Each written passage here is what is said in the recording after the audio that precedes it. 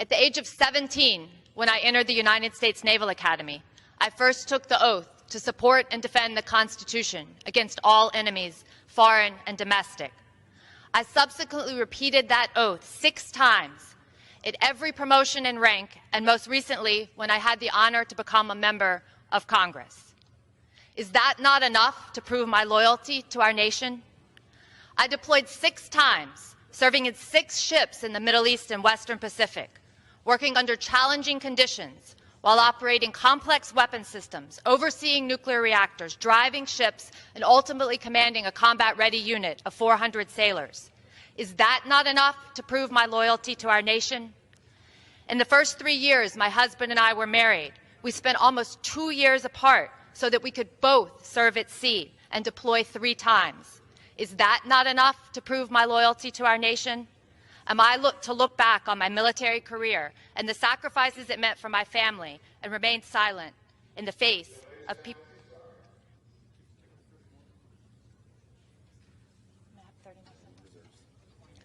Does the gentleman reserve? I yield the gentlelady another 30 seconds. The gentlelady is yielded an additional 30 seconds. Thank you. And remain silent in the face of people questioning my loyalty to our country.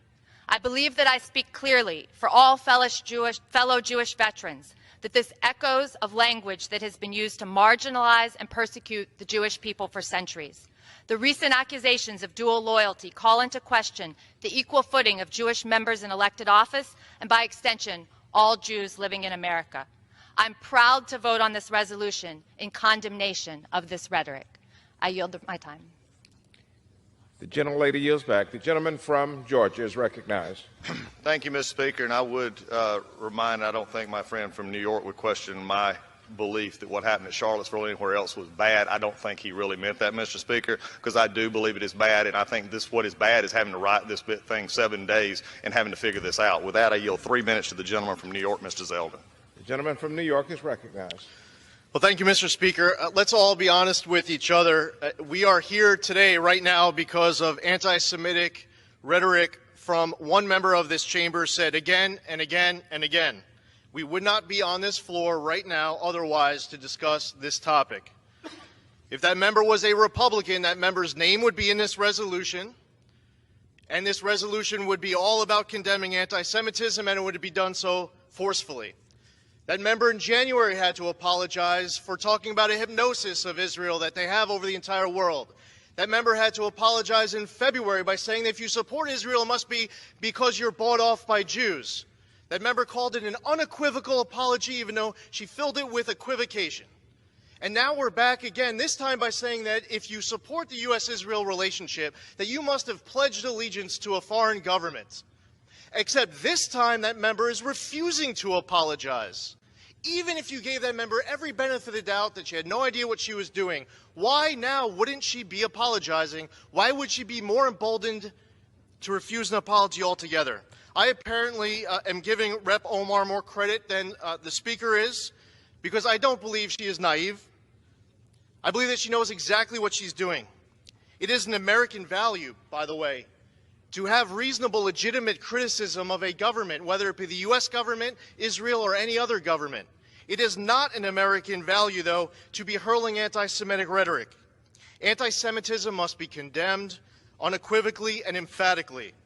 We have members of this chamber who associate with Louis Farrakhan, who says, quote, Hitler was a very great man. Let's talk about a double standard. In January, we all came to this chamber. We condemned white supremacy. We named a Republican member. We kicked that member off of his committees. He can't serve on the Small Business Committee, but this member will continue to serve on the House Foreign Affairs Committee.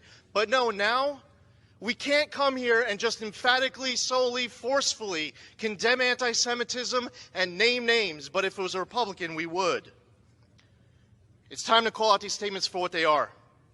Pointed, bigoted, unreasonable, illegitimate, anti-Semitic. I commend my colleagues on the other side of the aisle who have been speaking out about all this anti-Semitism. A few members come to mind.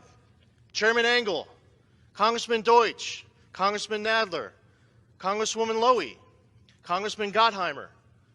Many of my colleagues on the other side of the aisle, I believe to their core, know how very wrong this is, and there are many other members to name as well.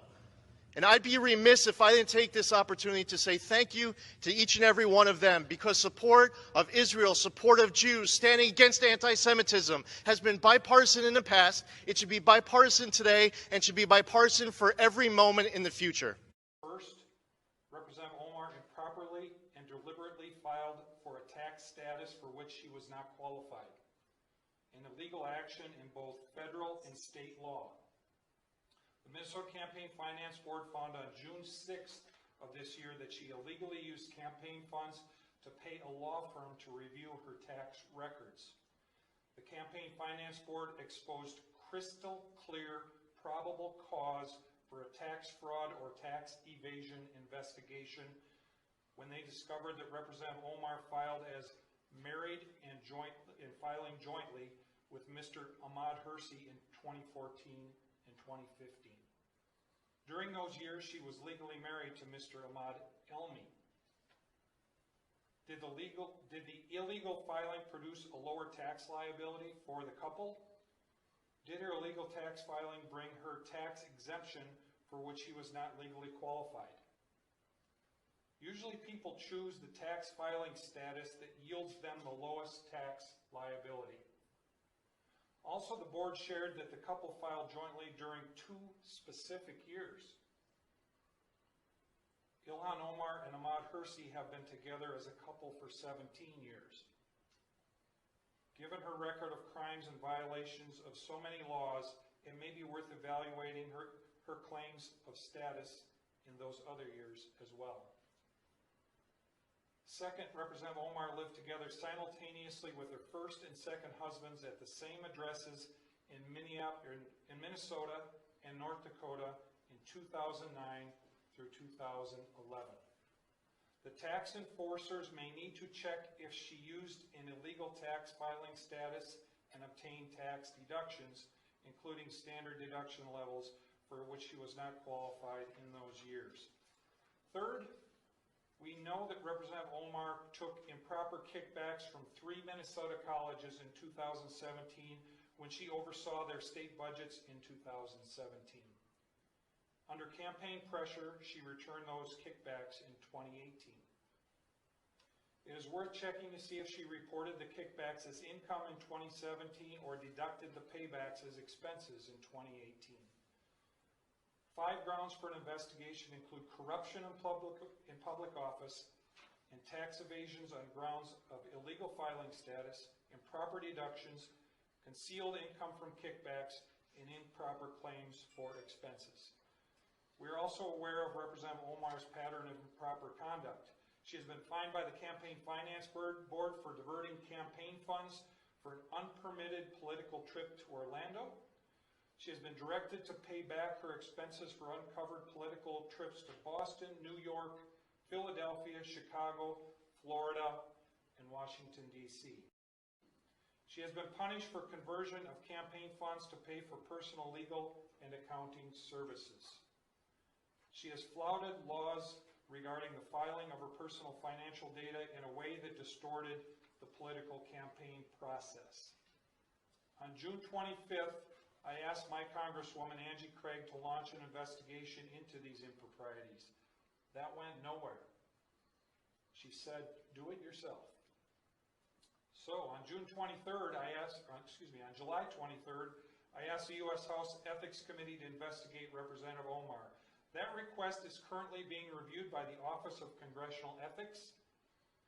On that same day, I launched OmarTruth.com in an effort to rally Minnesotans and Americans to help bring political pressure to bring about a congressional investigation.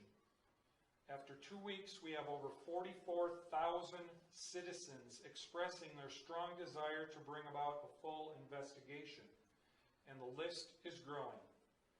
I will be adding today's request to the facts available on OmarTruth.com.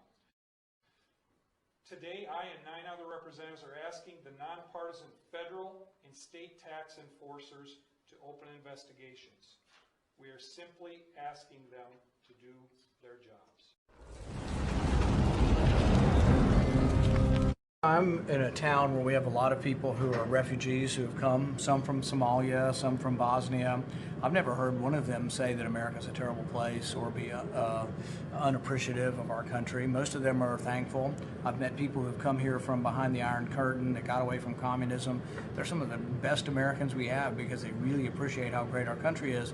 And then I hear Representative Omar say, "Oh, America's a terrible place. I thought there'd be justice, and there's no justice here." It's like, well, she came here and we fed her, we clothed her, she got welfare, she got school, she got health care, and then lo and behold, she has the honor of actually winning a seat in Congress, and she says we're a terrible country. I think that's about